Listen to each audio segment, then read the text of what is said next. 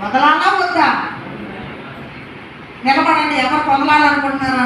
చెయ్యక్కలంటే ఎక్కలేకపోతున్నారు. కానీ మా కుటుంబంలో ఉన్న భూకంపాలు రావాలి, మా బంధకాలు వదిలిపోవాలి, విడిపోవాలి, మేము మారాలి, దేవుడి కార్యాలు మేము చూడాలి. అవును, గొప్ప ఉద్యోగం మనకి రావాలి, మన గ్రామానికి రావాలి. మనందరం పట్టుదలతో విశ్వాసంతో ఓర్చుకుంటాము, సహిద్దాము, భరిద్దాము. దేవుని కొరకు శ్రమ అనుభవిస్తే పరలోకంలో గొప్ప ధన్యులమంట. ఆ పరలోకంలో మన ధనము అధికమవుతుందంట. అంత గొప్ప ఆశీర్వాదం ఈ లోకంలోనే కాదు, పరలోకంలో కూడా గొప్పవారిగా గొప్ప ధనాన్ని ప్రభు మన కొరకు సిద్ధపరుస్తున్నారు. ఎవరు అంతవరకు సహిస్తేనే, అంతవరకు మనం ఓర్చుకోవాలి.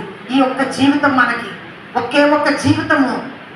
మనం బ్రతికినంత కాలమే కష్టం అని అనుకోకుండా, ఇబ్బంది అని అనుకోకుండా ఆ దేవుని కొరకు కొంచెం ఓర్చుకుంటే గొప్ప కార్యాన్ని మనము చూస్తాం. చిన్న ప్రార్థన చేసుకుందాం మనందరము.